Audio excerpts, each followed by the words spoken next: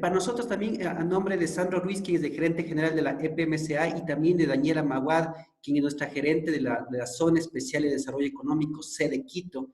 Para toda información estamos disponibles. Que es un honor para nosotros. Aquí nos ha abierto las puertas aquí a Freddy Ceballos.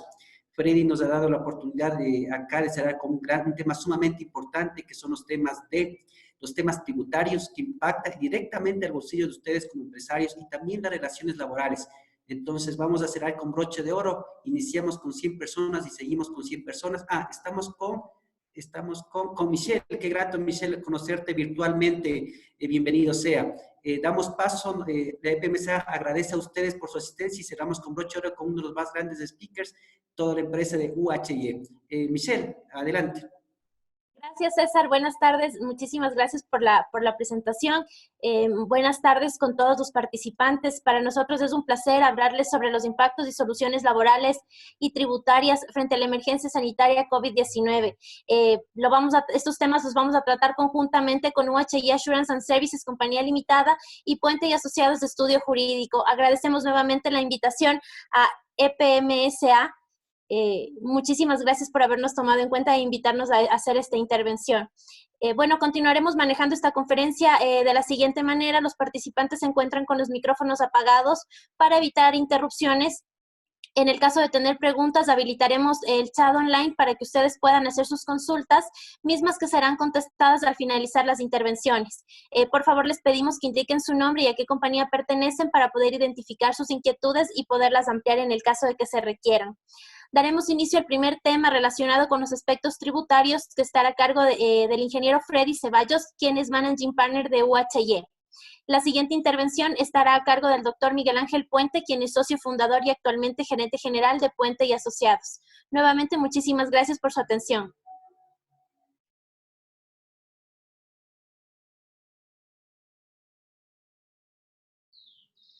Bueno, gracias Michelle, gracias César, gracias a todos ustedes los que están presentes en esta charla, en este webinar, que como bien decía Michelle, amablemente nos ha invitado a participar la empresa pública municipal y sede Quito. Muy contentos de poder compartir cierta información que también es importante comentarles que en este momento está hablando el presidente de la República y probablemente hay algunas consideraciones que también la vamos a topar hoy, van a ser consideradas dentro de estos cambios tributarios que van a hacer. Bueno,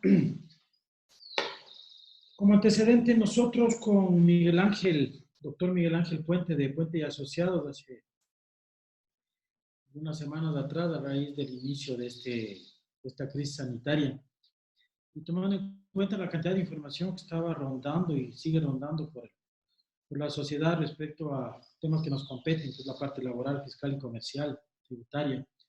Nosotros básicamente lo que hemos hecho o lo que hicimos fue tomar cuáles son todos los decretos ejecutivos, qué es lo que propiamente ha manifestado la ley en relación a estos temas, para poder plasmarlos en la presentación que ustedes van a poder ver a continuación.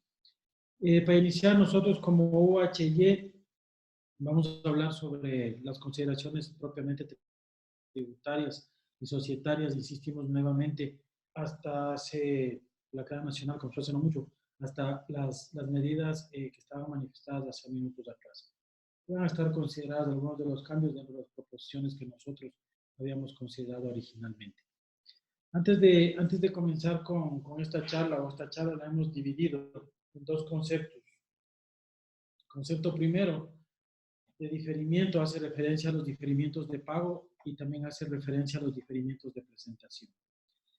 Quisiera comenzar poniendo sobre la mesa algo que lastimosamente, y digo lastimosamente porque es algo que nos ha venido a afectar igualmente desde el punto de vista económico a cada una de las compañías y cada uno de los entes que somos parte de esta economía ecuatoriana y hoy por hoy del mundo, no solamente del Ecuador. Pero hablando solamente del Ecuador, quiero comentarles lo siguiente, o poner como antecedente antes de entrar en el tema del pago, dos puntos. Uno, presupuesto del año 2020 y pago de los bonos del 2020.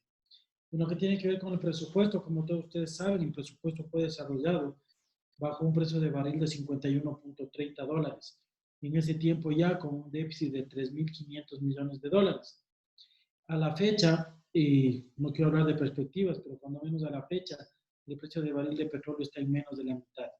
Para el día de ayer estuvo en aproximadamente $21, lo cual, si lo consideramos aritméticamente, genera que este déficit presupuestario igualmente se amplíe de los 3.500 millones que teníamos antes a no podría dar todavía hoy por hoy un valor, y no quiero hacerlo porque ya no ha parado, no hemos reiniciado la actividad.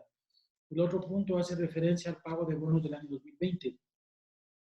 En marzo 24 de este año, de este mes, perdón, hace 2 semanas atrás, el gobierno tomó la decisión de pagar los bonos del año 2015, porque fueron contratados en el año 2015 con vencimiento año 2020. Estos bonos vencían en un valor de 540 millones. El Ecuador tomó la decisión de pagar 342 millones, acogiéndose al acuerdo que lo permitía en eximir o diferir el pago de 200 millones aproximadamente, correspondientes a intereses a un mes futuro posterior, es decir, hasta el 24 de abril. ¿Cuál fue la reflexión del gobierno, del ministro de Economía en referente a esto? Es que pagamos para que nos paguen o pagamos para que nos presten. Y como el gobierno lo manifestó en una rueda de prensa recogida por Diario Comercio esta semana, el gobierno manifiesta que el haber realizado este pago nos deja con buenas cartas credenciales ante los organismos internacionales y que vamos a recibir de 2.000 a 2.500 millones de dólares. Quiero comentarles esto y ratificar que nuestra charla no tiene ningún tinte político ni de ningún tipo de que no sea relacionado a poder informarles a todos ustedes cuál es el comportamiento. Más allá que han hecho bien o han hecho mal, el gobierno insiste en que vamos a recibir hasta la tercera semana de abril, o sea, ya mismo, aproximadamente 2.000 millones de dólares. De 500 millones del Fondo Monetario, 500 del Banco Mundial y 1.000 millones de organismos adicionales bilaterales que entendemos que son organismos chinos. Dentro de este concepto y entrando nuevamente al tratar el tema del diferimiento de pago, todos ustedes pueden ver y darse cuenta que la capacidad del gobierno, la capacidad de caja, a medida que va pasando el tiempo y sin haber considerado inclusive antes de la crisis, ya venía relegada, mucho más ahora con esta crisis sanitaria, de acuerdo a un análisis escueto, y digo escueto, no mal hecho, sino que con falta de datos, de un grupo de economistas, entre los cuales inclusive manifestó públicamente Mauricio Pozo, probablemente el hueco sea de 5.000 millones, para lo cual el gobierno debería formar un fondo. Pues quiero decirles, anticipándome esto, que mucho diferimiento de pago hasta la fecha no hay. Vamos a hacer este análisis de diferimiento de pago. Este diferimiento de pago lo hemos clasificado en mensual y diferimiento de pago anual, de impuestos mensuales y de impuestos anuales. También existe otro diferimiento, que es el diferimiento de presentación, que hace referencia a suspensión de plazos y términos, y diferimiento de presentación, ampliación y prórroga. Diferimiento de pagos mensuales y anuales. Mensuales, ¿cuáles son los impuestos mensuales que normalmente los contribuyentes estamos sujetos? Estamos sujetos al impuesto al valor agregado, a la declaración y pago de las retenciones de la fuente realizadas que hemos realizado al sujeto pasivo y declaraciones de formularios del impuesto de salida de divisas. Hay otros impuestos adicionales como el impuesto al consumo especial, no está detallado aquí, pero también lo vamos a tratar. En relación a estos impuestos, el impuesto al valor agregado, entiéndase, el impuesto al valor agregado generado en febrero y que ya fue pagado en marzo, y el impuesto al valor agregado que se generará en junio y será pagado en julio, se mantienen por lo menos hasta la fecha, especialmente a partir de junio, deberán ser pagados de acuerdo al 9º dígito del RUC en las fechas originalmente establecidas por la ley. Ya vamos a ver más adelante, el decreto ejecutivo 1021 del 27 de marzo del año 2020 difirió el pago del impuesto al valor agregado generado en marzo, abril y mayo. Marzo que se paga en abril, abril en mayo y mayo en junio. Lo vamos a ver más adelante, insisto. En lo que tiene que ver con las retenciones de impuesto a la renta, se mantienen en las fechas originales de acuerdo al 9º dígito del RUC con una consideración. Las retenciones en la fuente que antes se aplicaban en el 1 y en el 2%, a partir del 1 de abril, es decir, aproximadamente una semana atrás, el gravamen se incrementó en 0.75%. ¿Qué significa esto? Que del 1 se fue al 1.75 y del 2 al 2.75. Esta retención en la fuente, como todos sabemos, corresponden a anticipos que se hacen que serán liquidados al final del año una vez concluido el ejercicio fiscal. En este caso, una vez concluido antes de pagar el impuesto a la renta por el año que terminará el 31 de diciembre del 2020. En el tema relacionado con la declaración y pago del impuesto a la salida de divisas y el impuesto a los consumos especiales, se mantienen en igual forma de acuerdo al 9º dígito del CRUB. Seguimos de la mano del diferimiento de pago de impuestos. Ahora vamos a ver diferimiento de pago de impuestos anuales. El impuesto a la renta de personas naturales también fue y se cumplió, se debió haber cumplido de acuerdo a la tabla emitida por el Servicio de Rentas Internas hasta el último día de marzo. Es decir, todas las personas naturales en no relación de dependencia que debían y cumplían los montos establecidos por la tabla del SRI, debimos o debieron haber realizado el pago de impuestos hasta el 31 de marzo ya pasado, sin ningún tipo de diferimiento. Voy a hablar rápidamente de contribución única de participación trabajadores. La contribución única y temporal, que se los digo anticipadamente, y algo escuché de lo que manifestó el presidente, es una contribución única y temporal que yo creo que se reinaugurará nuevamente, es decir, lo de única y temporal para esa fecha fue válida, pero creo que se la va a reinaugurar para la crisis sanitaria que estamos pasando, con diferentes formas de cálculo, por supuesto. En diciembre, en la Ley de Simplicidad y Progresividad Tributaria de diciembre del año 2019, y luego de varios intentos fallidos de quitar de quitar estos beneficios, estos subsidios, perdón, a los combustibles y algunos temas que ustedes conocen, son temas políticos. El gobierno, dentro de algunos cambios que hizo en esta ley de simplicidad tributaria, incluyó una contribución única y temporal que debió haber sido pagada hasta máximo el último día de marzo del año 2020, es decir, a la misma fecha que el impuesto que hablábamos anteriormente. Esta contribución única y temporal, ¿cómo afectó?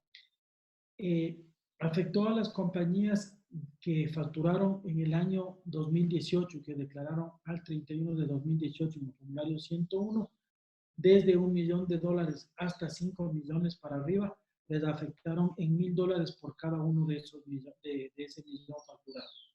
Para las compañías que facturaron de 5 a 10 millones, en $1,500 por cada uno de ese $1,000,000. Y $2,000 a las empresas que vendieron y declararon en el año 2018 igualmente, más de 10 millones. ¿Qué quiere decir esto? Que este monto, de acuerdo a la forma que repasé rápidamente, la forma de cálculo, debieron haber realizado este pago como fecha máxima hasta el 31 de marzo del año 2020. ¿Cuáles son una de las consideraciones relacionadas con esto? Es que en la ley original, no por un tema de crisis sanitaria, sino en la ley original de diciembre 31, ya pudo haber existido la forma de diferir este pago. Pero insisto nuevamente, a propósito de la ley de crisis sanitaria, no hubo ningún tipo de definimiento. Ahora, en lo que tiene que ver con el pago del 15% de participación trabajadores, salió el 24 de marzo por parte del Ministerio Laboral un instructivo en el cual, a más de indicar lo mismo que ya indicó en años anteriores, la forma y pago del 15% de esta participación trabajadores, es decir, 10% para los empleados y 5% para las cargas de estos empleados, combina a que se realice el pago hasta fecha máxima 15 de abril del año 2020. Ya que dentro de este instructivo lo que básicamente indica es que la fecha máxima de liquidación del impuesto de las utilidades de cada una de las compañías fue el último día de marzo. Por ende, lo que pide es que 15 días luego de esta declaración, es decir, el 15 de abril del año 2020, cada uno de los empleadores realicen el pago de este 15% a sus empleados.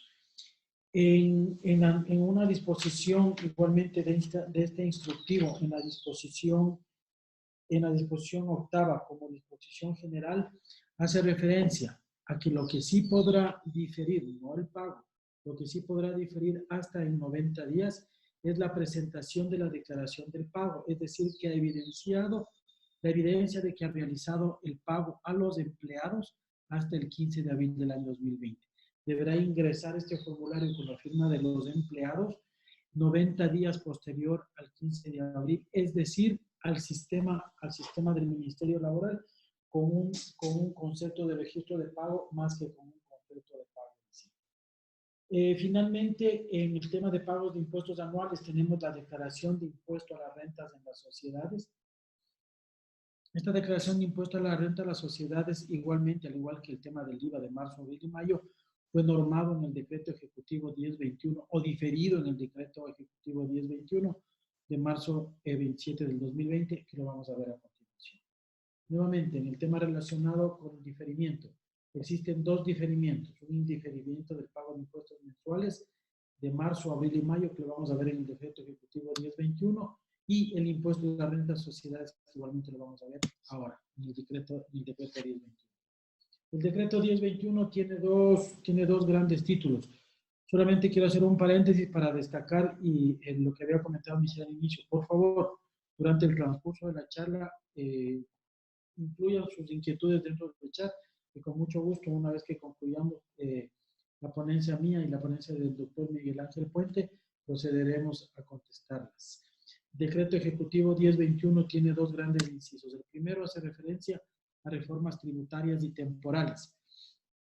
Dentro de estas reformas tributarias y temporales incluye a las compañías o a las entidades que se encuentran bajo el control de superintendencia de bancos, a las empresas privadas que presten servicios de telefonía móvil. ¿Y qué hace y qué indica o qué requiere de estas compañías? Estas compañías deberán efectuar una retención mensual del 1.75% sobre el total de los ingresos grabados obtenidos dentro de cada uno de los meses. Entidades sujetas al control de la superintendencia de bancos y empresas privadas que presten los servicios de telefonía móvil deberían realizarse esta retención mensualmente sobre los ingresos grabados, 1.75 y enviar a pagar al fisco, como ya lo vamos a ver. Otras compañías, aparte de estas, otro tipo de compañías, aparte de estas dos, son las empresas que tengan suscritas con el Estado contratos para la exploración y explotación de hidrocarburos y también empresas de transporte de petróleo crudo. Estas compañías, al igual que las otras dos catalogadas bajo el control de la super y de telefonía móvil, deberán retener, estas compañías, las otras eran 1.75, estas deberán retenerse y enviar a pagar el 1.50 del total de ingresos generados durante el mes. ¿Cuál es la forma de realizar esta retención?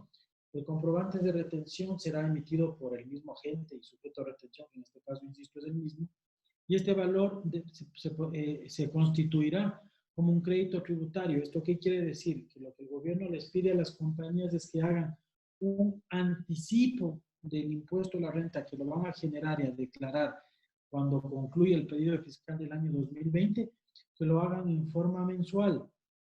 Una vez que pase este tema relacionado con el ejercicio fiscal, tomarán la suma de todas estas retenciones y las liquidarán contra el pago. Es decir, la tomarán o pagarán la diferencia o requerirán al gobierno nacional que realice la devolución de estos valores si es que el resultado del ejercicio no generó los montos ya anticipados por parte de estas compañías. Esta retención debe ser declarada en forma mensual y deberá ser pagada de acuerdo al 9º dígito del RUC en forma mensual. La segunda parte del decreto Ejecutivo 1021 hace referencia a regulaciones temporales y especiales para el pago de impuestos nacionales. Entiéndase que dentro, no quiero pasar de esta primera parte de la forma tributaria ni temporales, sin todavía saber a ciencia cierta, sino únicamente con lo que escuché hace un momento, brevemente antes de comenzar la charla. Es que estos conceptos de retenciones mensuales que hasta el decreto 1021 únicamente incluían a las entidades bajo control de super de bancos, la telefonía móvil y empresas petroleras de servicios petroleros de transporte de petróleo crudo, que ahora, de acuerdo a lo que escuchamos, también se va a considerar a otras compañías que superan la facturación de $1 millón y también a otro tipo de impuestos adicionales relacionados con días de trabajo del sector privado. Las regulaciones temporales y especiales para el pago de los impuestos nacionales del decreto 1021 hace referencia a que, primeramente, cita o define a los sujetos pasivos, que son microempresas, las cuales considérese como microempresa a todas las compañías que tienen ingresos de hasta $300,000 el decreto no considera o no incluye el número de trabajadores. Únicamente serán llamados microempresas compañías que facturen hasta $300,000. También considera o incluye como sujetos pasivos de las compañías domiciliadas tributariamente en Galápagos. También incluye a las líneas aéreas, a las empresas dentro del sector turismo que se dediquen a alojamiento y o comidas, a las compañías del sector agrícola. Antes de pasar a la última, quiero destacar el hecho de que todo este concepto, principalmente el último del sector agrícola, debe estar claramente identificado dentro del Registro Único de Contribuyentes. Algunos clientes nuestros nos decían, oye, pues nosotros somos parte del sector florícola, también es parte del sector agrícola. El sector agrícola no solamente es papas y otro tipo de productos. Sí, pero la respuesta principal en relación a esto es, tal como lo dice el decreto ejecutivo, el concepto de agrícola deberá ser claramente identificado dentro del Registro Único de Contribuyentes para que puedan ser considerados sujetos pasivos y puedan realizar este diferimiento. También incluye como sujetos pasivos a los exportadores habituales de bienes o quienes superen el 50% de sus ingresos en esta actividad, es decir, en la exportación. Estos sujetos pasivos, que lo vamos a ver más adelante, tienen un diferimiento en el pago del impuesto de la renta del ejercicio fiscal y del impuesto al valor agregado, como lo veíamos anteriormente, de los meses de abril, mayo y junio. ¿Cuáles son los impuestos que se pueden diferir en forma mensual? Son el impuesto al valor agregado el impuesto al valor agregado a pagar en los meses de abril, mayo y junio. Hemos puesto entre paréntesis que los impuestos a pagar de abril, mayo y junio corresponden a los meses generados un mes anterior, es decir, marzo, abril y mayo, que se pagarán en abril, mayo y junio. Estos impuestos deberán ser pagados de acuerdo al siguiente detalle. En el mes de abril, es decir, los meses el impuesto del valor agregado del mes de marzo, que venció en el mes de abril, se pagará en una cuota original del 10%, en el mes de mayo otro 10%, y hasta completar el 100% en 4 cuotas adicionales equivalentes al 20% en cada uno. El impuesto al valor agregado a pagar en el mes de mayo, es decir, que corresponde al mes anterior, igualmente en la fecha de vencimiento, y en el mes siguiente pagarán una cuota equivalente al 10% y 4 cuotas subsiguientes hasta el mes de octubre, en este caso, hasta llegar a satisfacer el 100% en cuotas equivalentes al 20%. En esta misma metodología, el impuesto al valor agregado del mes de junio, a pagar en el mes de junio, es decir, del mes de mayo, deberán pagar en la fecha de vencimiento original de este impuesto 10%, en el mes siguiente otro 10% y 4 cuotas iguales hasta completar el 100%. El no pago o mora en el retraso del pago o en el no pago de este impuesto al valor agregado estará sujeto a recargos de intereses de acuerdo a lo que le establece el Servicio de Rentas. ¿Cuál es el diferimiento del impuesto anual? El impuesto anual es el impuesto a la renta del ejercicio fiscal 2019. Deberá ser pagado bajo una modalidad similar a lo que hablamos del impuesto al valor agregado. El impuesto al valor agregado, el impuesto a la renta por el año terminado el ejercicio fiscal 31 de diciembre del 2019 vence o debió vencer en un 100% en el mes de abril, de acuerdo al 9º dígito del RUC. ¿Cómo se podrá manejar esto? Igualmente que en lo anterior, deberá el 10% en el mes de abril, el otro 10% en el mes de mayo, y hasta satisfacer el 100% en las 6 cuotas que permite diferir el servicio de rentas internas en 20% hasta el mes de septiembre del año 2020. El no pago o retraso de este impuesto igualmente estará sujeto a recargo. ¿Cuál es la forma de declaración mensual? Las fechas para el pago de este impuesto al valor agregado e impuesto a la renta del año 2019 deberá pagarse de acuerdo al 9º dígito del RUC en el siguiente concepto. Fecha máximo de pago, si es que el 9º dígito del RUC es del 1 hasta el 10 de cada mes, y de esta misma forma hasta llegar al 28 de cada uno de los meses, considerando las 6 cuotas de diferimiento que realizó el Servicio de Rentas. Para los contribuyentes que están domiciliados en Galápagos, de acuerdo a su RUC, el pago se realizará como si cada uno de ellos tuviese el número de RUC en 0, es decir, hasta el 28 de cada mes. Para los sujetos pasivos, excepto instituciones sin fines de lucro y entidades del Estado ecuatoriano, podrán pagar el impuesto a la renta del ejercicio fiscal hasta el 15, iniciando el 15 de abril del año 2020, si su número de RUT es 1 y 2. El resumen de este diferimiento hace referencia a que todos los sujetos pasivos iniciábamos el pago del impuesto a la renta el 10 de abril, 1 y 2. Lo que básicamente hizo el gobierno nacional es diferir o dar 5 días adicionales a la fecha original de pago. Y para los sujetos pasivos, excepto para los sujetos pasivos de instituciones sin fines de lucro y entidades del Estado ecuatoriano, que eran la excepción en el cuadro anterior, podrán pagar el impuesto a la renta del ejercicio fiscal 2019 a partir de mayo, igualmente de acuerdo a su número de RUC, iniciando el 4 de mayo con 1 y 2 y concluyendo el 8 de mayo 9 y 6. Vamos a ir a la segunda parte hablando otra vez del diferimiento. En este caso vamos a hablar de diferimiento de presentación. El diferimiento de presentación sustancialmente hace referencia a dos conceptos: suspensión de plazos y términos, y el otro concepto es ampliación y prórroga. Suspensión de plazos y términos. En suspensión se ha acogido Servicio de Rentas Internas, Secretaría Nacional, SENAE, Superintendencia de Compañías, Valores y Seguros y el Consejo Nacional de la Judicatura. Servicio de Rentas Internas, lo acabamos de revisar hace un momento, en un registro oficial igualmente publicado, va desde el 16 de marzo hasta el último día de abril del año 2020. Eso es lo que está corregido. ¿En qué? En procesos administrativos, en procesos administrativos tributarios y plazo de prescripción de acciones de cobro en la fecha de suspensión. En el tema del SENAE, en procesos administrativos tributarios bajo sustanciación y plazos de prescripción de acciones de cobro a partir de marzo 17 hasta abril 17 del 2020. Esperemos que sea así, considerando igualmente cuál sea la fecha final de esta crisis sanitaria. En suspensión para Superintendencia de Compañías, Valores y Seguros, igualmente, en procesos administrativos, coactivas, tributarios y de prescripción de acciones de cobro, desde marzo 16 hasta abril 16 del año 2020. Consejo Nacional de la Judicatura. El Consejo Nacional de la Judicatura se mantiene en suspensión mientras dure la emergencia sanitaria para presentación de demandas contencioso-tributarias y los plazos en los que sustancian los procesos judiciales ya iniciados. Dentro de plazos de suspensión, dentro de plazos de diferimiento de presentación, el segundo inciso hace referencia a ampliación y prórroga.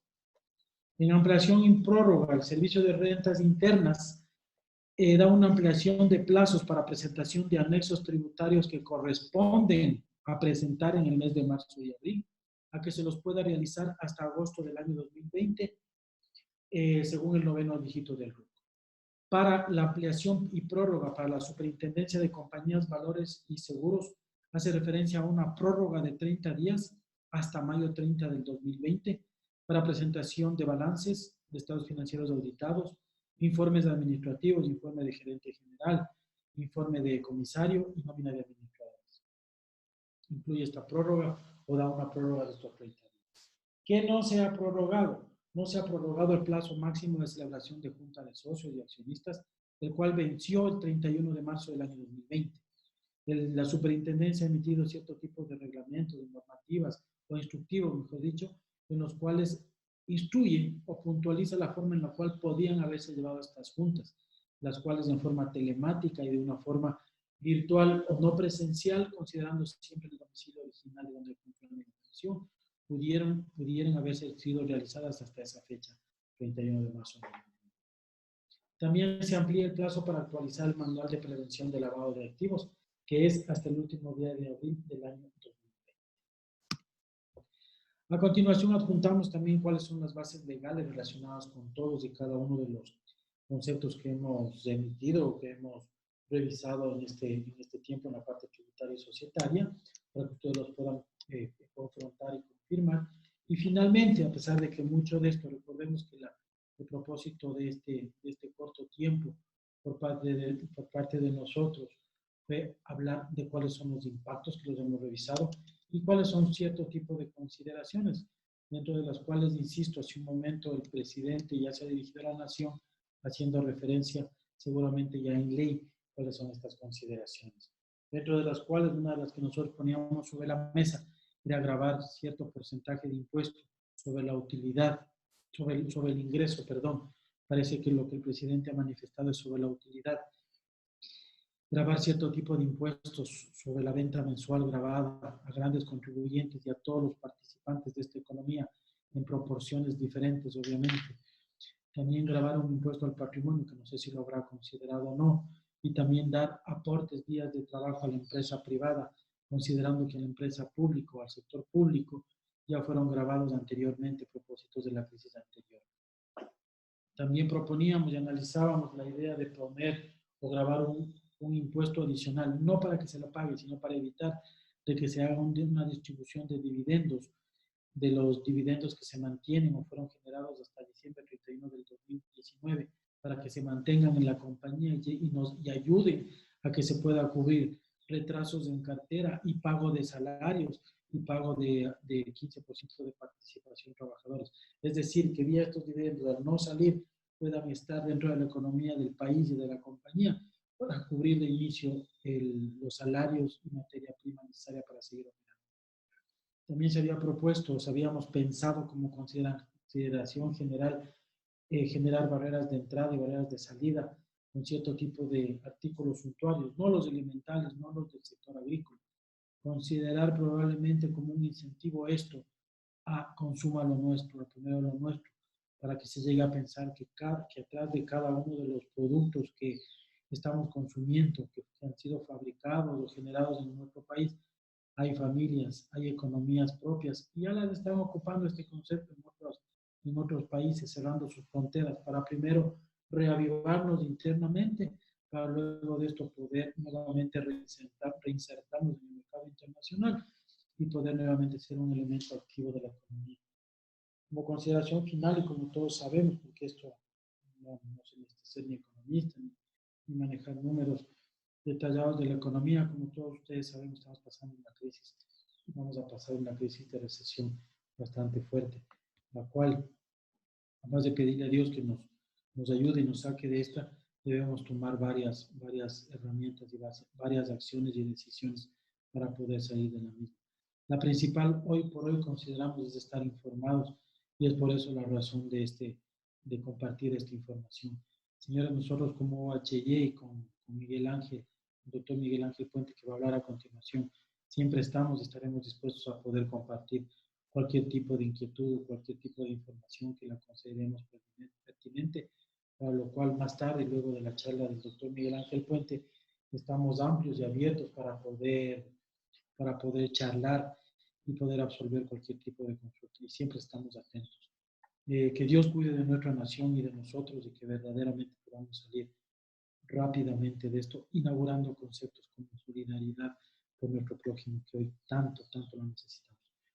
Es eso, mi estimado Miguel Ángel. Entiendo que tú sí avanzaste a escuchar algo de las medidas del presidente. Y bueno, amigo, aquí estamos para poder seguir dando la información que requiere nuestros amigos, nuestros socios. Eso es. Muchas gracias. Muchas gracias, Freddy, te agradezco mucho, y en verdad en este momento vamos a comenzar entonces a ver los temas de carácter legal respecto a esta emergencia sanitaria, que son los que más nos interesan, que son las implicaciones de carácter laboral y algunas implicaciones respecto del comercio exterior. Te pediría si puedes dejar de compartir, Freddy, para yo poner mi presentación. Perfecto, gracias. Perfecto, estamos ahí. Entonces, quería igualmente aprovechar la oportunidad para agradecer una vez más a EMSA y a la sede Quito por habernos invitado a que podamos compartir junto con UHY y Puente y Asociados este webinar, que creo que lo importante o lo que procura es traer información actualizada respecto a los principales escenarios desde el punto de vista tributario y las soluciones laborales o las alternativas de carácter laboral frente a esta crisis. Y comencemos entonces. Como todos ustedes saben, el presidente de la República expidió un decreto ejecutivo 1017, a través del cual se estableció precisamente la suspensión, entre otros temas, la suspensión de la jornada laboral presencial a partir del 17 de marzo, y se restringió la movilidad de los ciudadanos durante el tiempo que determine el COE, el Comité de Operaciones de Emergencia. Estos, en términos generales, dentro de las reglas generales de que a partir del estado de excepción, las personas no pueden ir a su lugar de trabajo, están suspendidas las actividades laborales y las personas no pueden tener libre movilidad durante esta emergencia. Sin embargo, esa regla general tiene unas excepciones, aquellas actividades que sí pueden o sí tienen que estarse realizando y para los cuales las personas sí pueden trasladarse de un lugar a otro, son, por ejemplo, los servicios públicos básicos, los servicios de salud, seguridad, bomberos, aeropuertos, justamente, terminales aéreos, terrestres, marítimos y fluviales, justamente la operación logística en lo que tiene que ver con el transporte de personas y de mercaderías. Otros son los servicios bancarios, la provisión de víveres y los sectores estratégicos. Con esto lo que se permite es precisamente que las personas puedan tener acceso a los alimentos suficientes y necesarios para afrontar esta crisis sanitaria. La industria, cadenas y actividades comerciales de alimentación justamente son aquellas de excepción, las de salud, las cadenas de exportación e importación. Se pretende que el comercio exterior pueda tener una afectación lo mínimo posible. Sin embargo, como ya veremos posteriormente, existen algunas condiciones que hay que tomar en consideración respecto al comercio internacional. La industria agrícola y ganadera también se pretende que no se paralice y que pueda seguir manteniéndose. Los supermercados, tiendas, bodegas, centros de almacenamiento, expendio de víveres, medicinas, igualmente no pueden suspender sus servicios. Llámese esto farmacias, supermercados de expendio de alimentos, ¿no? Y las plataformas digitales de entrega a domicilio y otros medios relacionados, obviamente que han sido una alternativa muy importante durante este tiempo de crisis.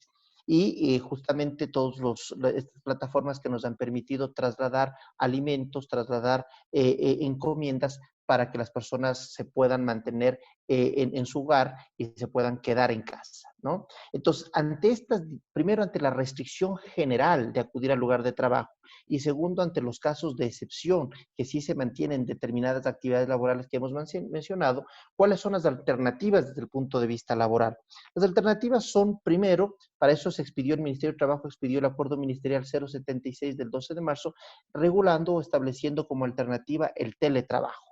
¿Qué es el teletrabajo? El teletrabajo debemos entender que es una modalidad de trabajo a través del cual el trabajador, en vez de ir a asistir a su lugar de trabajo, lo realiza desde su domicilio. Hay determinadas actividades, por ejemplo, lo que estamos haciendo en este momento, los servicios de asesoría legal que no necesariamente se brindan desde las oficinas, sino desde el lugar de domicilio, o los servicios financieros, contables, de auditoría, que pueden igualmente realizarse desde el domicilio, los servicios de un publicista, de una persona administrativa que no requiere ir al lugar de trabajo, sino que puede acceder al sistema, por ejemplo, contable desde su domicilio. Entonces, en ese caso, la prestación del servicio se mantiene, pero en vez de realizarse desde el lugar de trabajo, se lo hace desde el domicilio. En el caso de que una persona se encuentre en una modalidad de teletrabajo, se entiende que no habrá ningún descuento de remuneración ni tampoco jornada de recuperación porque está realizando su jornada ordinaria de trabajo, pero reitero, lo realiza desde su domicilio. Esto es como regla general, ya veremos unos casos de excepción.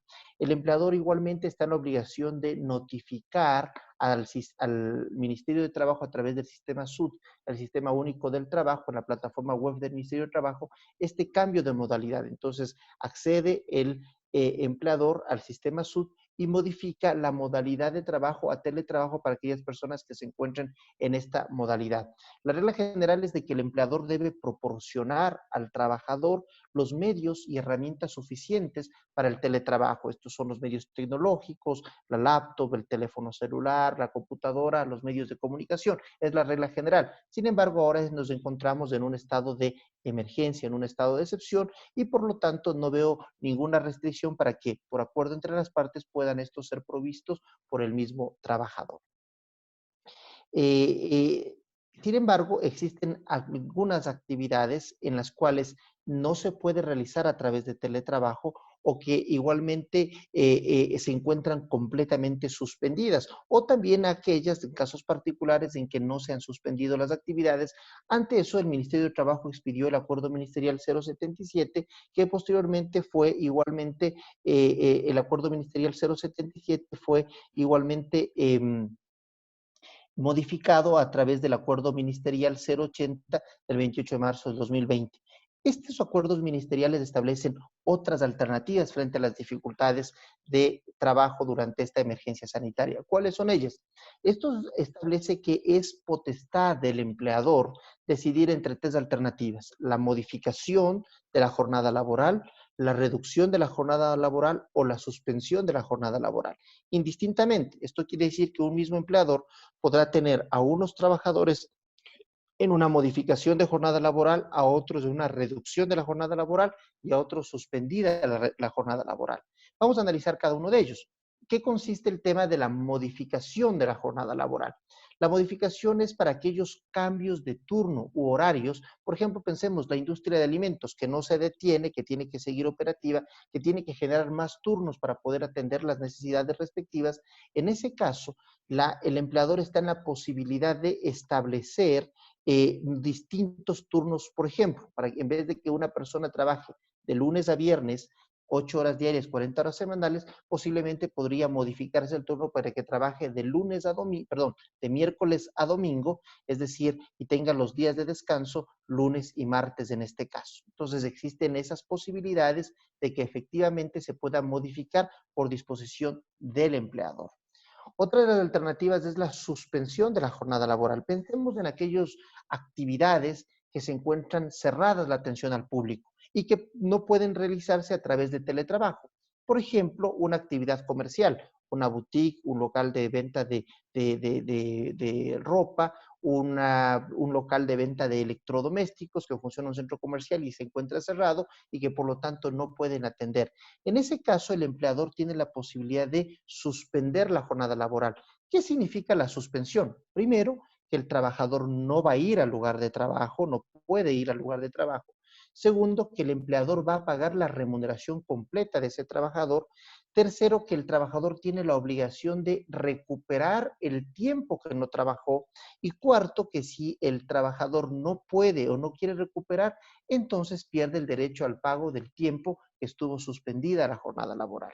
Ese tiempo de recuperación tiene unos límites, es decir, cuando se supere esta emergencia sanitaria, entonces los trabajadores tendrán la obligación de recuperar el tiempo que no laboraron. Es decir, imaginemos que se reanudan las actividades, trabaja las 8 horas diarias ordinarias y después de esas 8 horas diarias tendrá que recuperar el tiempo que estuvo pendiente de trabajo.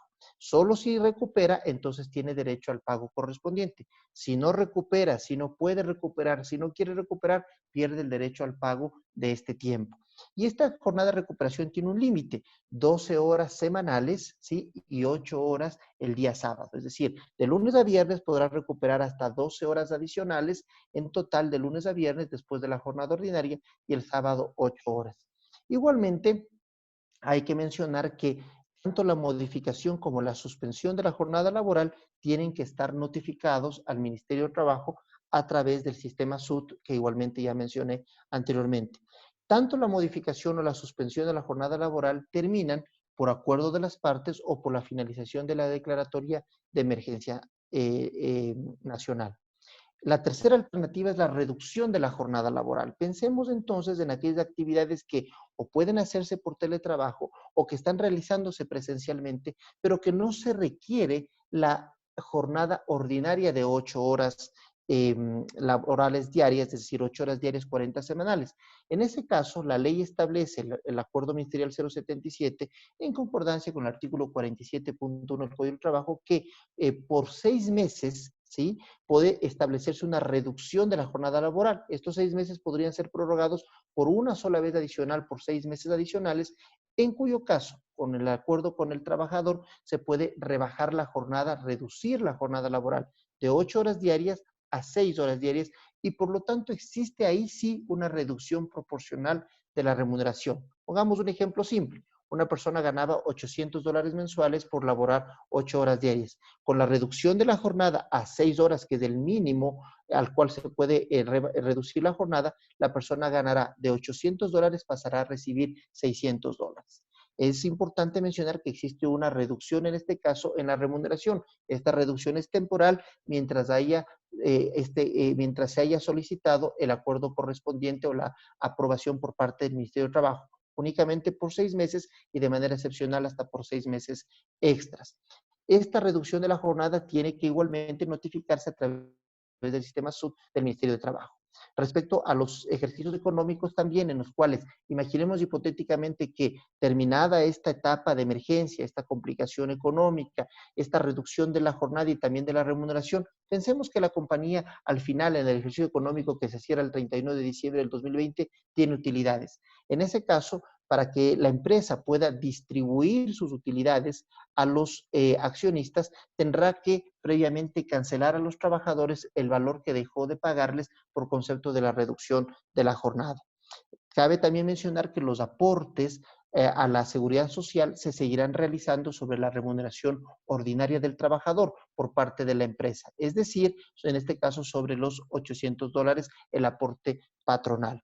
Estas son las 3 alternativas que establece precisamente el Acuerdo Ministerial 077. Sin embargo, hay otros temas adicionales de materia laboral. Solamente para complementar lo que ya mencionó Freddy anteriormente sobre el anuncio, ya todos ustedes se van a poder enterar posteriormente sobre los anuncios del presidente de la República respecto a las medidas económicas, pero unas que tienen una incidencia de carácter laboral es una contribución que realizarán las personas que tienen ingresos en relación de dependencia. Desde aquellas personas que ganen $500 mensuales realizarán un aporte mensual de un valor mínimo, en este caso de $2 mensuales, y hasta la persona, ha puesto un ejemplo, que gane $50,000, que realizará un aporte de $4,400 mensuales durante 9 meses. Esta es una implicación de carácter económico laboral. Y también un tema importante es que el seguro de desempleo, como ustedes saben, actualmente se permite que cuando una persona pierde su empleo, tiene que transcurrir 60 días para que pueda optar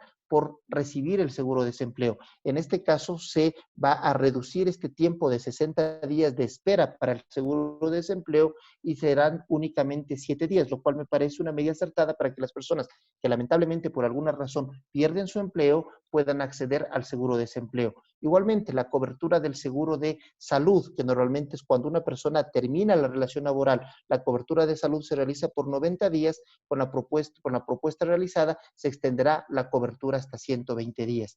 Esto respecto a las últimas medidas anunciadas, más otras de carácter general y tributario que ya los iremos comentando. Pero quiero dar ahora paso a Guillermo Córdoba. Él es socio del estudio jurídico Puente y Asociados. Él es el responsable también del área laboral y del área judicial de litigios del despacho, que va a complementar esta exposición con algunas consideraciones adicionales de carácter laboral. Posteriormente a Guillermo también daremos la palabra a la abogada Giovanna Puente, quien también es socia del estudio jurídico Puente y Asociados, y ella es la responsable del área de propiedad intelectual y asuntos regulatorios, quien nos estará comentando algunos temas particulares sobre el tema de comercio exterior. Así que, Guillermo, por favor, acompáñenos ahora contigo. Gracias. Buenas tardes con todos. Qué gusto poder compartir con ustedes. Sí, como Miguel Ángel había comentado, yo voy a continuar con la exposición de los temas laborales, por lo cual le ruego un minuto para poder compartir mi exposición.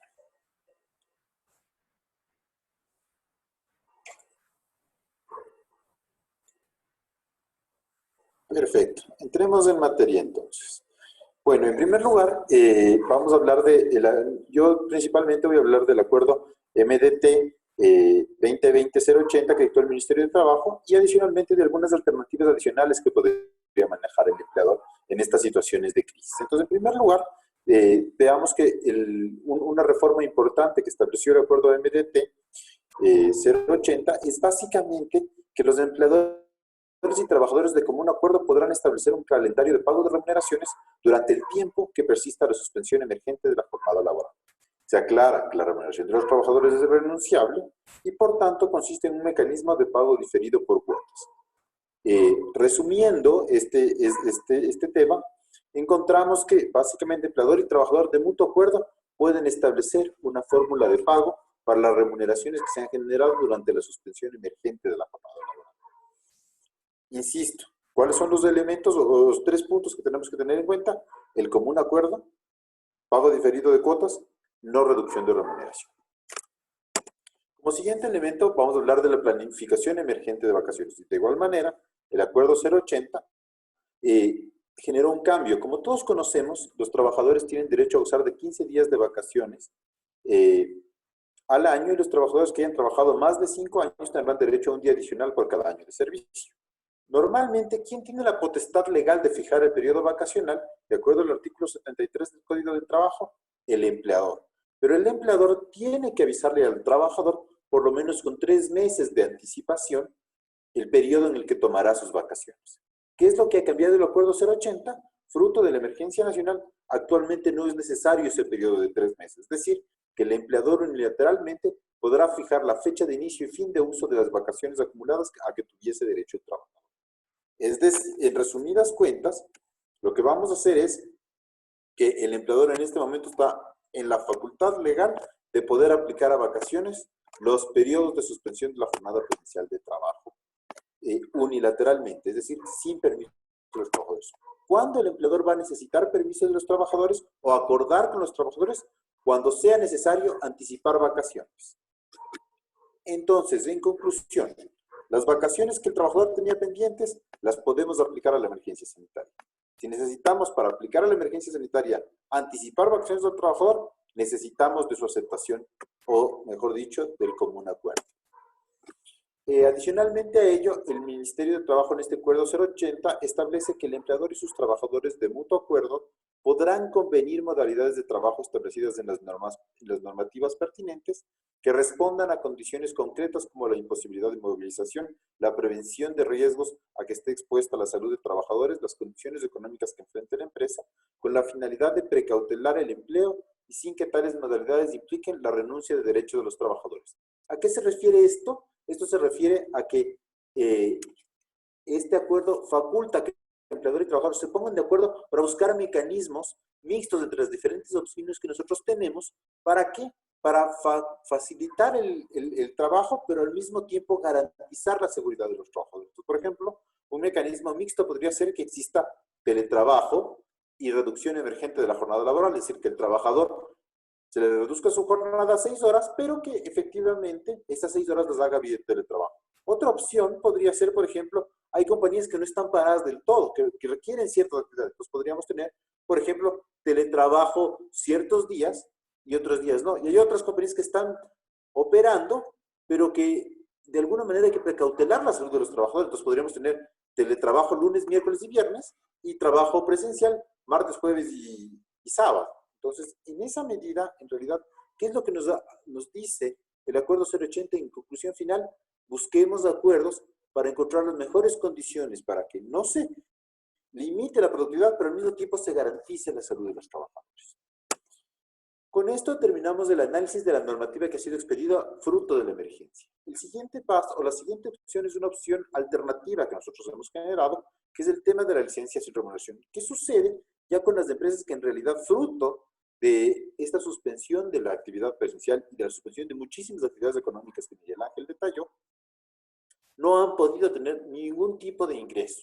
Entonces puede ser que una alternativa para estas compañías sea una licencia sin remuneración.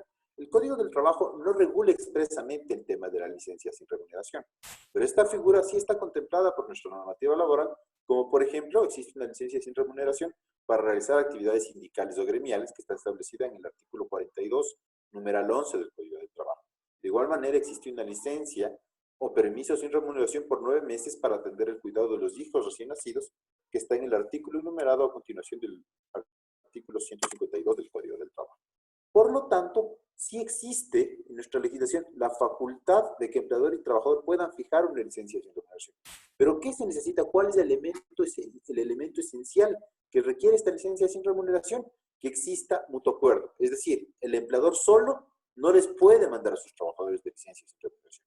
Pero si empleador y trabajador se ponen de acuerdo en fijar un periodo de licencia sin remuneración para precautelar el trabajo de todos, sí, efectivamente puede haber una licencia sin remuneración.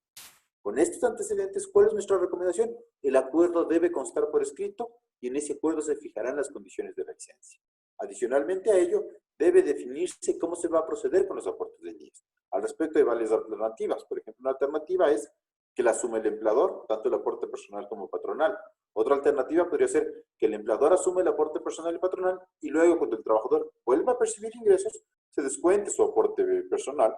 O por último, registrar en el IES como días no trabajados del periodo de licencia para que no se genere aporte para ninguna de las partes. Adicionalmente, como una alternativa creada para este efecto, yo también creo que puede haber un esquema de pago parcial durante la licencia de remuneración. Es decir, no una licencia sin remuneración absoluta, sino una licencia en la que haya un esquema de pago parcial, que tampoco está limitado de ninguna manera por el Código del Trabajo. Una vez, estas yo creo que son las opciones que existen frente a la emergencia en este momento. Pero luego de eso vamos a tener las consecuencias de esta emergencia, de esta suspensión de actividades económicas. Y ahí es cuando puede entrar esta otra opción, el paro patronal. El paro patronal es la suspensión colectiva del trabajo solicitada por el empleador y concedida por un tribunal de conciliación y arbitraje, que ya vamos a ver de qué se trata. ¿Cuál es el trámite para el paro patronal? El empleador presentará una petición ante el inspector de trabajo fundamentado básicamente en dos temas. Falta de materia prima importada, siempre que esta falta de materia prima no obedezca a descuido del empleador, a falta de previsión del empleador. Y la segunda, que es por efectos provocados por una crisis económica que afecte a la empresa, siendo la suspensión del trabajo el único medio para evitar la liquidación forzosa, que sería la alternativa aplicable en esta situación de crisis económica en que nos encontramos en este momento.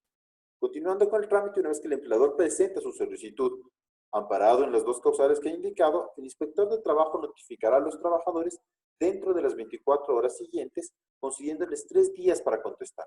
¿A través de quién van a contestar los trabajadores? De su comité de empresas, si es que tuviesen esta asociación de trabajadores, y si no, los trabajadores nombrarán un comité especial que se forme para afrontar esta petición de pago.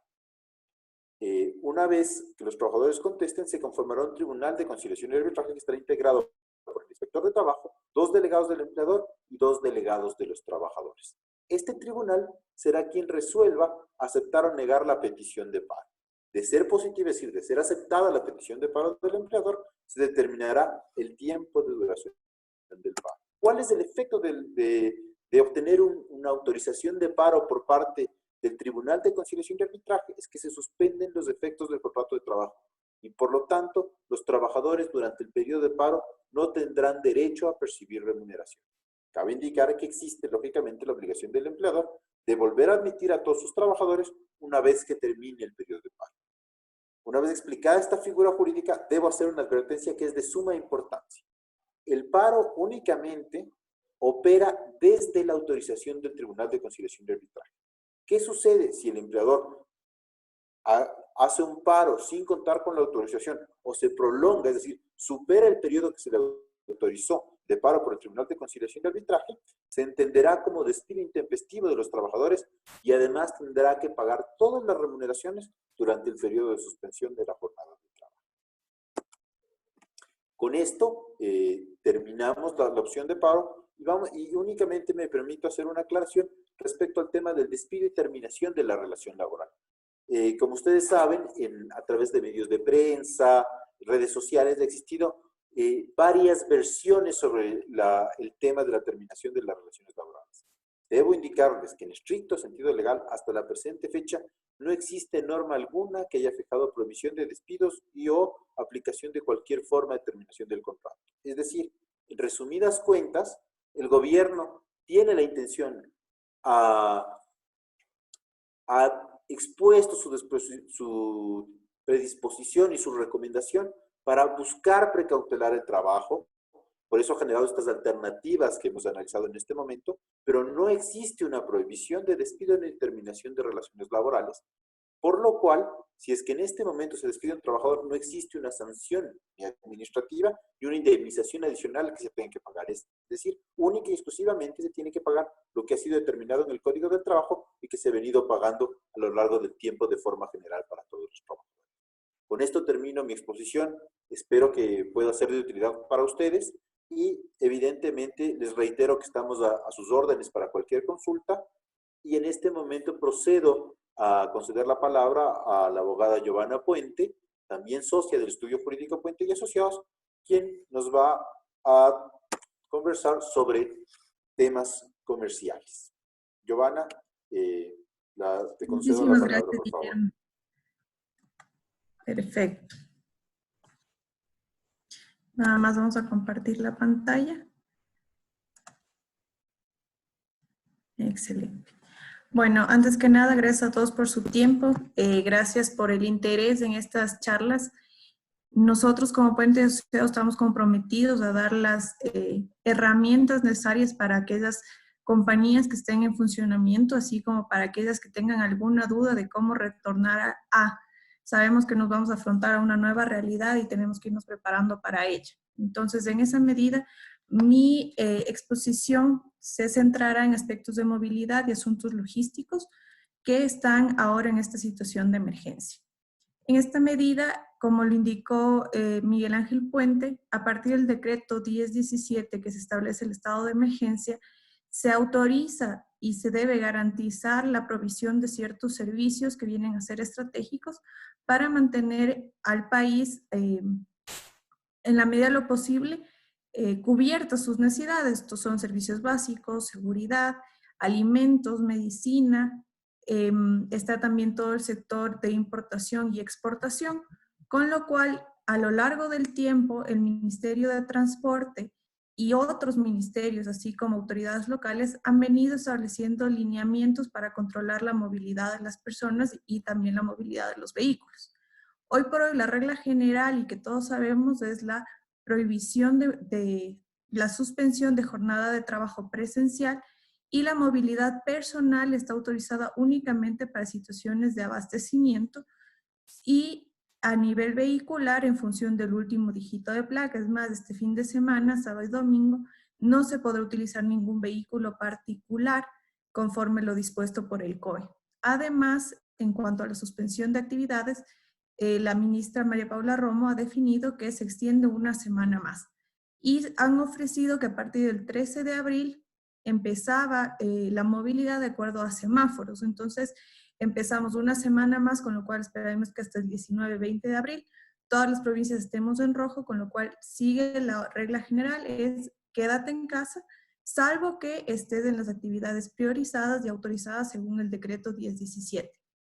Es decir, todas las personas y vehículos que se dediquen a cadena de fabricación y producción de alimentos, insumos médicos, productos de limpieza, insumos de higiene, estarían operativos y no necesitan salvoconducto. Como consta en la pantalla que está proyectándose, hay ciertas especificaciones en función del tipo de actividades, como lo son, por ejemplo, que las entregas a domicilios de alimentos sí tienen una restricción de movilidad hasta las 19 horas del día. Es decir, salvo ellas, todas las otras actividades de producción y de encadenamiento que antes he mencionado pueden movilizarse dentro del horario de toque de queda y sin restricción del último dígito de su placa. Adicionalmente, con el protocolo que se ha emitido hace 2 semanas, se incluyó al sector turismo, al servicio social, servicio exequial y funerario y a la cadena conexa del sector de la producción industrial. Ojo que ellos son únicamente los que proveen repuestos, mantenimiento, servicio técnico específico a las cadenas autorizadas. En esa medida, todas estas personas, para que puedan movilizarse sin ningún problema, necesitan únicamente la credencial y a falta de esta la carta de su empleador más la cédula de identidad. Ahora bien, hay actividades que sí o sí habrán que realizar pese a que estemos como ciudadanos dentro de un toque de queda o nuestro vehículo particular esté con restricción de movilidad. Las situaciones puntuales son para citas médicas y la justificación, el documento que a nosotros nos deja exentos de sanciones y multas, va a ser el salvoconducto, que pueden obtenerlo en la página que está proyectada. Adicionalmente, pueden estar operativas las cadenas conexas de producción de alimentos, medicamentos, insumos médicos, insumos de limpieza, higiene y turismo.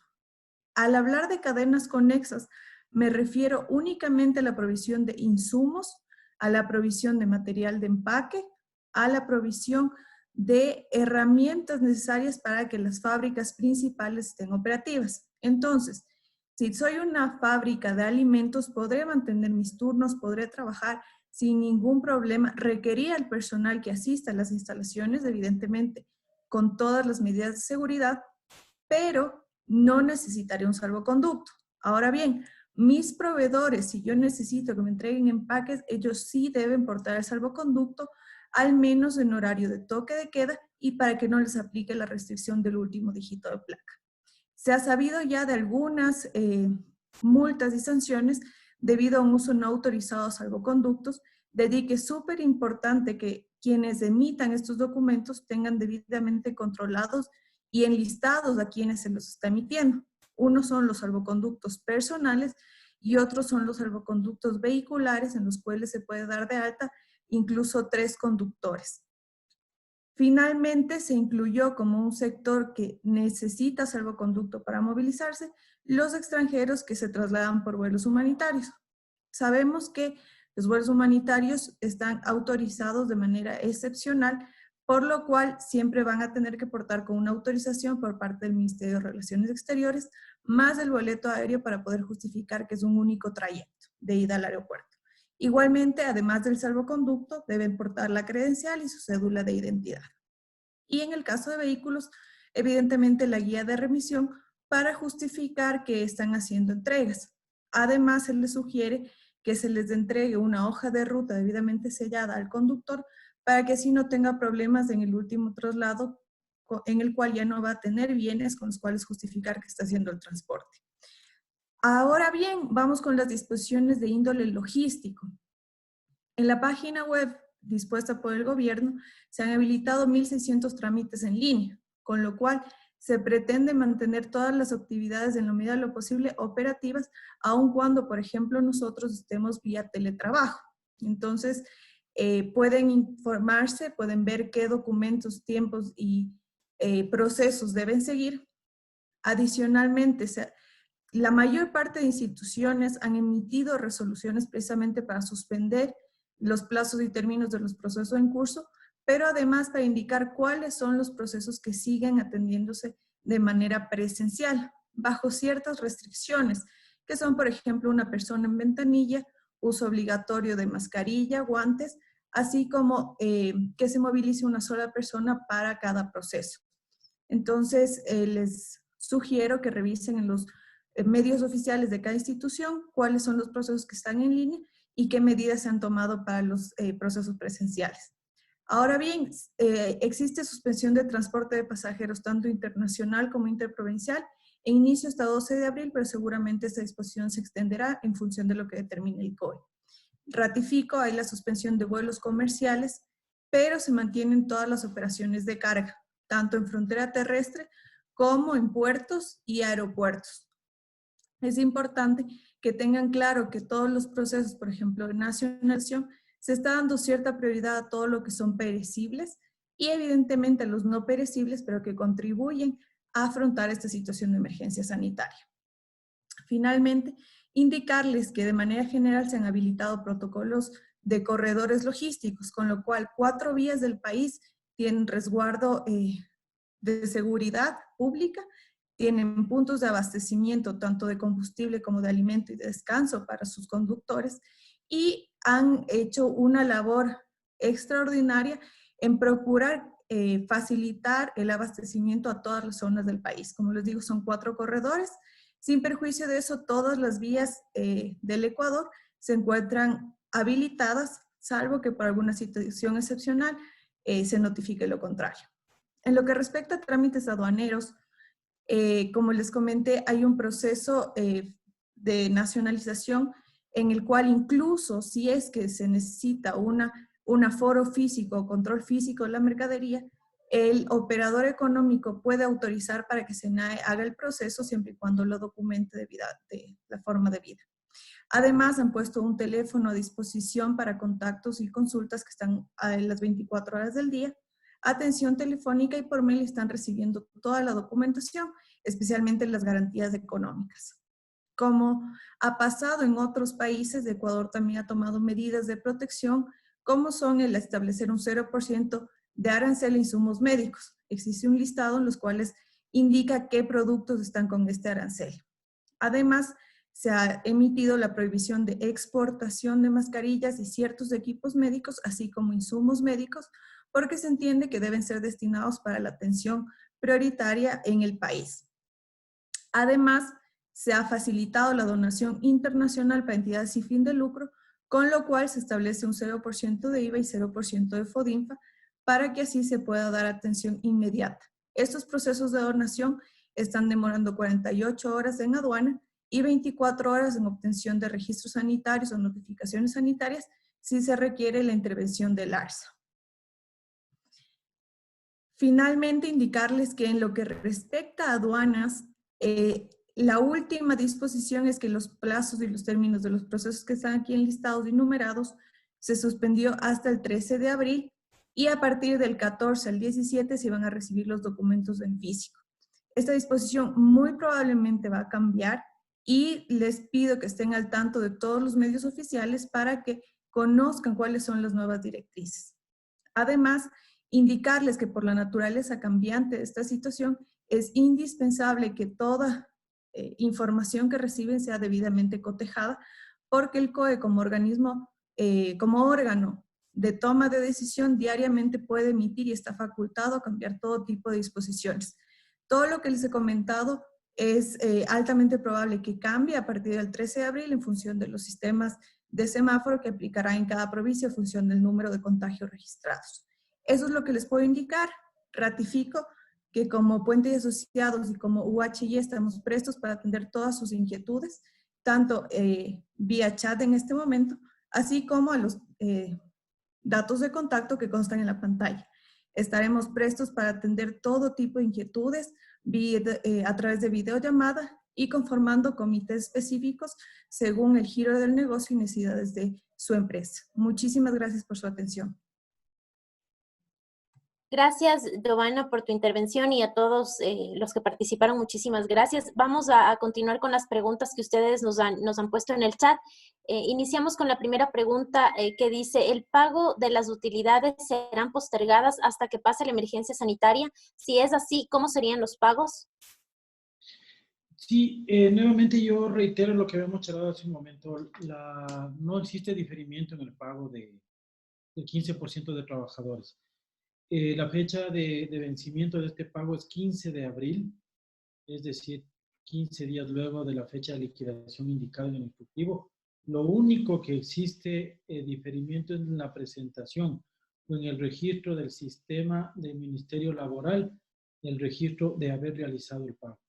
Insistimos nuevamente, inclusive, como ustedes habrán podido ver en medios públicos, en medios de prensa, que han recogido lo que manifiesta el ministro y todos sus demás funcionarios, no debería existir por parte del gobierno un diferimiento en este pago, ya que corresponden a utilidades del año anterior, en el cual desde su perspectiva, desde la perspectiva de ellos, no había afectación del coronavirus. Ojo, no es nuestra forma de pensar, no estamos de acuerdo ni en contra, solamente estamos comentando de dónde viene el concepto. Fecha de pago, 15 de abril del año 2020. La siguiente consulta, ¿los 300,000 son ingresos anuales año 2019? ¿Puedes repetir otra vez, por favor? No entiendo la última parte. ¿Los 300,000 son ingresos anuales del año 2019? Los $300,000 hace referencia al tema de microempresa, entonces. Sí, efectivamente, se basan en el último ejercicio fiscal declarado ante el SDI. Recordemos una cosa, la conceptualización de microempresa para considerarse sujeto pasivo dentro del decreto emitido por el Servicio de Rentas Internas puntualiza efectivamente el antecedente tributario. Y el último antecedente tributario reportado debería ser el año 2019, que ya lo estamos declarando en este mes. Gracias, Freddy. La siguiente pregunta dice, ¿el IVA solo se puede diferir para ciertas empresas o como por ejemplo aerolíneas? Aerolíneas sí. Y nuevamente, no sé si me puedes soltar un momento la pantalla. No sé quién la tiene, creo que la tiene yo.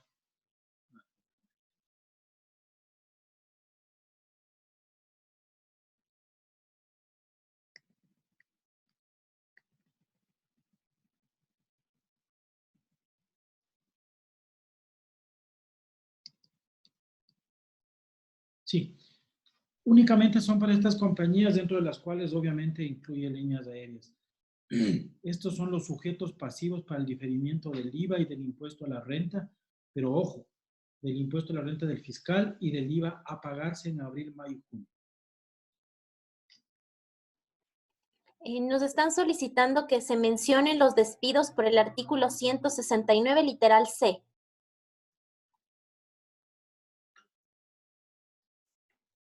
Guillermo. Gracias. Sí, sí, gracias. Sí, miren, efectivamente, el artículo 169, el 169, numeral 6 del Código del Trabajo establece que la relación laboral puede terminar por caso fortuito fuerza mayor. Pero esta circunstancia, en realidad, no es aplicable para todas las empresas. Requiere de un análisis más pormenorizado y me voy a explicar por qué. Porque esta norma requiere algunos requisitos. En primer lugar, el hecho tiene que ser imprevisible, es decir, que el empleador no lo haya podido prever, lo cual en este caso es bastante discutible. ¿Por qué? Porque en realidad, como ustedes conocen, el tema del COVID-19 viene desde China hace varios meses atrás. En segundo lugar, que el empleador no haya podido evitar que los efectos del COVID-19 le puedan afectar. Yo creería que este es más razonable, evidentemente. Y el tercero es que exista un nexo causal, una relación directa entre la circunstancia de fuerza mayor, en este caso el COVID-19, y la pérdida de ese puesto de trabajo. Es decir, que como consecuencia de la crisis sanitaria, directamente ese puesto haya desaparecido. Entonces, en realidad, normalmente este tipo de causales se podría aplicar para una circunstancia en la cual, fruto de un caso fortuito, desaparezca la plaza de trabajo o la actividad económica del empleador. Por ejemplo, un caso fortuito evidente fue en el caso del terremoto de Manta, por ejemplo. Una farmacia que está en un edificio y fruto del terremoto se derrumbó el edificio, desapareció la farmacia y adentro estaba el dueño. Entonces, evidentemente era un caso fortuito porque desapareció el puesto de trabajo. Entonces, en este caso, en realidad, si las empresas aplican el 169 literal 6 de una manera indiscriminada, sin hacer un análisis real de si se ajustan o no a su propia situación, lo que puede pasar es que, evidentemente, ahora van a terminar de esta manera, pero se corren el riesgo de una contingencia de que los trabajadores, vía procedimiento judicial, lleguen a lograr que se les pague una indemnización por despido intempestivo debido a que, en realidad, el caso puntual de ese trabajador no se ajustaba a los requisitos desarrollados en la doctrina y la jurisprudencia para la aplicación del caso fortuito fuerza mayor. Por lo cual, en realidad, mi recomendación es, si se va a intentar aplicar este tema, hay que hacer un análisis previo para ver si es aplicable o no. No es un tema que se puede aplicar de manera indiscriminada. Cuando se lo hace de esta manera, se corre el riesgo de tener una contingencia de un posible juicio y perder dentro de ese proceso y, por lo tanto, pagar la indemnización por despido intempestivo. Gracias. Gracias, Guillermo. La siguiente pregunta, ¿qué sucede si la organización no registró en ningún momento la modalidad de trabajo en el SUT? Debería hacerlo, si no lo ha hecho hasta ahora, debería realizar el cambio de la modalidad de trabajo, por cuanto el Ministerio de Trabajo posteriormente, cuando todo esto se regularice y se supere el estado de emergencia, puede realizar inspecciones integrales y en caso de no tener las notificaciones respectivas, podría aplicar las sanciones establecidas en la ley para aquellas empresas que han incumplido. Si el trabajo se realiza en 6 horas cumpliendo con las metas de la empresa, ¿el empleado tiene la obligación de recuperar el tiempo? No, si es que se trata de una reducción de la jornada a 6 horas, ya no tiene que recuperar el tiempo porque igualmente la remuneración ha reducido. En cambio, si es que se trata de una suspensión parcial, es decir, solamente han trabajado 6 horas y se ha pagado las 8 horas, en ese caso sí se podría efectivamente recuperar esas 2 horas que fueron reducidas. ¿Qué podría pasar con las instituciones educativas particulares? Los docentes estamos trabajando desde casa, tenemos comunicación con los estudiantes mediante Internet, pero no podemos exigir a los padres de familia los pagos, por lo tanto la institución no tiene de dónde cancelar los sueldos. ¿Cuál sería la solución? Bueno, una de las medidas igualmente anunciadas del día de hoy por el presidente está justamente orientado al sistema educativo y lo que se pretende es que exista una reforma legal que permita de alguna manera generar recursos para que las personas, los estudiantes de los centros educativos particulares no dejen de estudiar. Y para eso lo que se busca es que haya una debida diálogo entre los padres de familia, el establecimiento educativo y también el pago respectivo hacia los trabajadores, en este caso hacia los profesores. Esta es una actividad muy, digamos, sensible, obviamente, al igual que muchas otras, pero este tema educacional es muy sensible en la medida en que, es cierto, las actividades están paralizadas, posiblemente se va a buscar que las empresas, los colegios lleguen a acuerdos, tal vez a reducir algunos costos particulares que realizan en el cobro a los padres de familia para que se pueda bajar de alguna manera el tema de las pensiones. Los padres de familia igualmente puedan establecer acuerdos de pago para el pago de esas pensiones y con eso se pueda efectivamente cancelar a los profesores. Pero en términos generales, digamos, la obligación general es de pago, es decir, el establecimiento educacional tiene la obligación general de pagar a sus profesores, a sus trabajadores, o aplicar estas medidas que hemos anunciado, ya sea la suspensión o ya sea la reducción de la jornada o los otros que igualmente mencionó Guillermo. Gracias, Miguel Ángel. La siguiente pregunta dice, los días sábados y domingos no se puede circular ningún vehículo particular. La consulta es si esto aplica también para los sectores estratégicos o se puede movilizar con algún salvoconducto. Efectivamente, la restricción es para todo tipo de vehículos particulares, pero si el vehículo particular está utilizado para un sector estratégico priorizado, sí puede circular siempre y cuando porten su credencial y si se trata de cadena conexa, como les había indicado, porten el salvoconducto. Lamentablemente este tema ha dado mucho paso a irregularidades porque los agentes de control desconocen las medidas y exigen tener un salvoconducto aun cuando no se lo requiere. Entonces, es regla general, si trabajo en un sector priorizado, no necesito salvoconducto, pero recomendación para facilitar el tránsito, sáquenlo. Más aún, de ya que mañana serán mucho más estrictos los controles. Muchas gracias, Giovanna, y muchas gracias nuevamente a todos los participantes que nos han acompañado el día de hoy. Por cuestiones de tiempo, no podemos seguir solventando sus consultas, por eso hemos compartido en la pantalla principal nuestros contactos para que nos envíen sus preguntas a nuestros correos electrónicos. Nosotras las solventamos y les enviamos las respuestas por la misma vía. Muchísimas gracias nuevamente. Hasta luego. Gracias. Yo solamente quiero, para finalizar, reiterar mi agradecimiento a EMSA, a la sede de Quito, por habernos invitado para que podamos compartir este tiempo, a cada uno de ustedes por separar su tiempo y por acompañarnos igualmente en este webinar. Queremos reiterarles, esta es una situación compleja, es una situación dura, algo que nunca antes habíamos visto y por lo tanto las empresas, las organizaciones tienen unos grandes retos de poder optimizar sus procesos, optimizar sus temas tributarios, sus temas laborales, sus temas legales, de ver los mecanismos adecuados para poder enfrentar esta crisis dentro de la legalidad y para eso estamos prestos para apoyarles tanto como UHY en la parte de auditoría, en la parte contable, en la parte financiera, como puente asociados en los temas legales, laborales, societarios, de todo tipo, contractuales, que van a haber muchos desafíos en cuanto a las obligaciones contractuales que se han adquirido o que se tengan que modificar de hoy en adelante.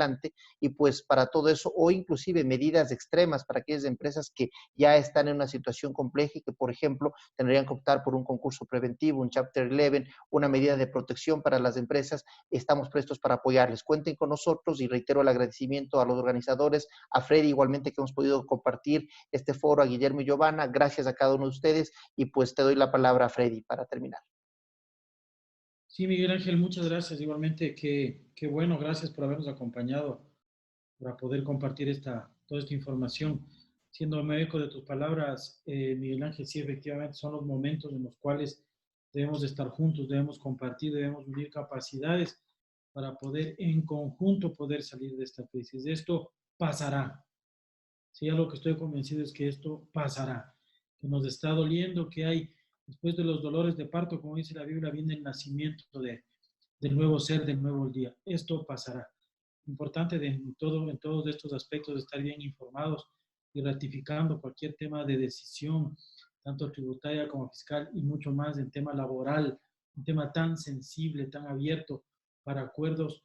No olviden considerar que como UHY y como Puente y Asociados estamos ahí para poder soportar, apoyar FIDEA y evitar en un determinado momento cualquier tipo de contingencia. Solamente les repito esto, queridos amigos, esto pasará y cuando pase tengo toda la seguridad que nos vamos a ver ahí para poder seguir trabajando y poder seguir sirviendo.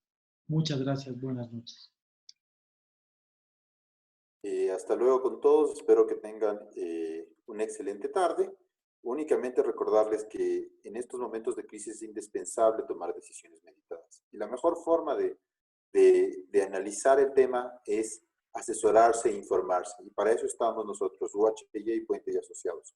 Aquí están los correos de contacto. Por favor, no duden en consultarnos. Nosotros les daremos una respuesta inmediata. Una excelente tarde para todos. Hasta luego. Listo. Muchas gracias a Freddy y a Miguel. Gracias por este momento, siendo viernes, siendo 7 de la noche, siendo feriado. Agradecemos a todos los empresarios, emprendedores, dueños de empresa, dueños de negocios por este momento donde todos debemos de aportar, más aún con las actualizaciones que nos ha hecho Freddy y Miguel, han sido, pero creo que exactas en este momento. Agradecerles a nombre, si me permito decir, a nombre de Sandro Ruiz, gerente general de la empresa pública metropolitana de servicios aeroportuarios, gestión de zonas francas y regímenes especiales EPMSA, y a nombre también de Daniela Maguad, gerente de la Zona Especial de Desarrollo Económico, sede Quito. Agradecemos su presencia, agradecemos a todos, han sido 2 jornadas de fructífera labor, grandes speakers y quién más que será con grandes speakers como UHY y Puente Asociados. Muchas gracias y feliz descanso. Gracias por todo. Excelente noche. Muchas gracias, buenas noches.